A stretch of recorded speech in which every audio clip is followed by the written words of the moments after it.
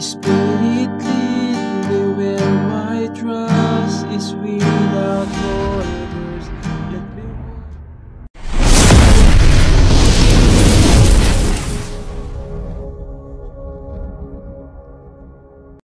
Hello mga ka-idol! So ngayon meron akong ituturo sa inyong napakagandang kanta. Itong kanta na to is napakaganda niya, napakasimple niya lang at meron lang siyang 4 na chords hanggang matapos na yung kanta. Kaya 4 chords lang hanggang matapos na.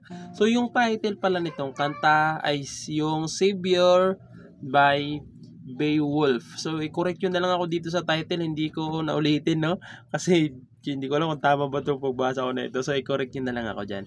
So, ang kailangan lang natin dito sa kanta na to is kapo. Okay? Kapo sa 3rd fret. Okay? 1, 2, 3. Okay? Kasi sa original na chords nito is puro siya bar chords. Okay? So, ginawa natin ng tutorial na mas madali. Okay? Kailangan nyo lang ng kapo. So, dito muna tayo sa kanyang strumming. Okay? Pag may kapo na pala kayo, ito yung 1st fret ng mga ka-idol para hindi kayo malito. Okay? Ayan. 1st, 2nd, 3rd, 4th, hanggang taas na. Okay? So, kailangan nyo lang ng kapo. So, dito muna tayo sa kanyang strumming. So, yung strumming pattern natin hanggang matapos na yung kanta is ganito lang.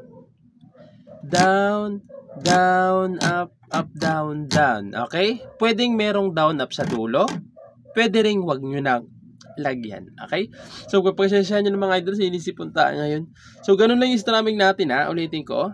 Down, down, up, down, down. Okay? Nakadepende na lang sa inyo kung lagyan nyo ng down, up sa dulo o wag na lang. Okay? So, nakadepende na sa inyo. So, dito na lang tayo ngayon sa kanyang whole So, yung whole chords niya rito, sa buong chords na to mga ka-idol, ako paulit-ulit na lang yung kanta, yung chords na to hanggang matapos yung kanyang kanta, okay? So, yung chords dito is E minor. Yung E minor, 5th string lang, tsaka 4th string, okay? E minor.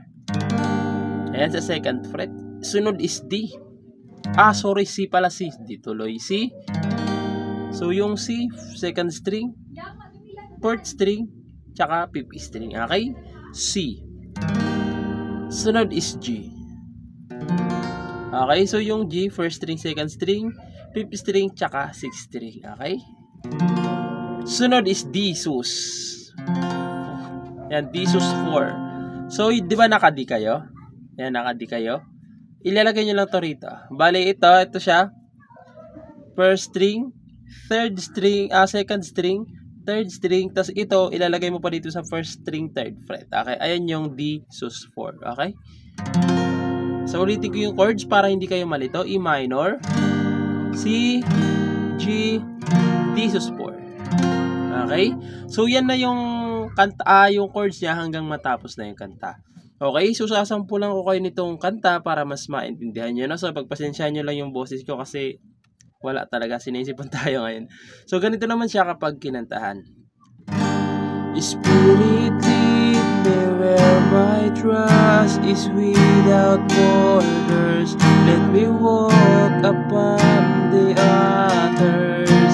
Whatever you would call me. Ulit lang ulit. Take me deeper than my feet could ever wander. And my faith will be way stronger, and presence of my Savior. Ulit lang ulit. Spirit lead me where my trust without its borders. Let me walk upon the waters. Whatever you would call me. Ulit na lang ulit.